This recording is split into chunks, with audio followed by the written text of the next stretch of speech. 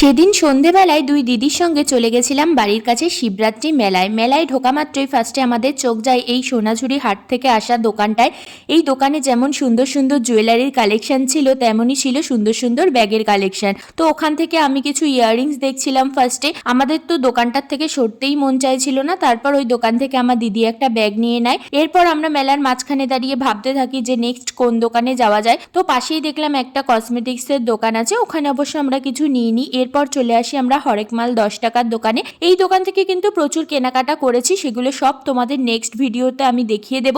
তারপর আমরা মেলার মধ্যে ঘুরতে ঘুরতে দেখতে পাই আরো একটা কসমেটিক্সের দোকান, যেখানে খুব সুন্দর সুন্দর চুড়ির কালেকশন ছিল। এরপর চলে যাই আমরা একটা কাপ প্লেটের দোকানে, সেখান থেকে আমার কিছু জিনিস নেওয়ার ছিল, কারণ আমার যেহেতু একটা রান্নার চ্যানেল আছে, তো সেখানে ভিডিও করার জন্য আমার বিভিন্ন রকম প্লেট বাটির দরকার হয়, তাই চলে গেছিলাম এই দোকানে জিনিসপত্র কিনতে। এরপর আমার দিদি আমাদেরকে নিয়ে গেল একটা চায়ের দোকানে চা খাওয়ানোর জন্য।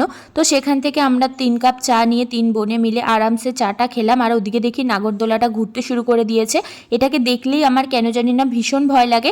তারপর চলে গেলাম পাশের একটা খেলনার দোকানে খেলনাগুলো একটু দেখতে। বয়স যতই হোক না কেন, এখনো অবধি খেলনা দেখলে নিজেকে কন্ট্রোল করতে পারি না, কখনো কখনো তো কিনে নিয়ে বাড়িও চলে আসি। এবছরের মেলায় কিন্তু বাচ্চাদের জন্য প্রচুর সুন্দর সুন্দর রাইডস এসেছিল, তো বাচ্চাগুলো ভীষণ এনজয় করছিল। তারপর আমরা দেখতে পেলাম একটা সুন্দর ইয়াররিংস এর দোকান, যেখানে অনেক সুন্দর সুন্দর ইয়াররিংস ছিল।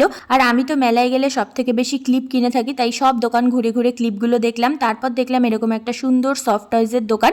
এত সুন্দর সুন্দর সফট টয়েজের কালেকশন ছিল যে ওখান থেকে সরতেই আমাদের মন চাইছিল না। তো অনেকক্ষণ ওই দোকানে সময় কাটিয়ে নিয়ে আমরা চলে যাই আরো সাজার জিনিসের দোকানগুলো ঘুরে ঘুরে দেখতে। তারপর আমরা লাস্ট একটা সাজার জিনিসের দোকান থেকে বেশ কিছু জিনিস কেনাকাটা করেছি, সেইগুলো তোমাদের সব নেক্সট ভিডিওতে দেখিয়ে দেবো।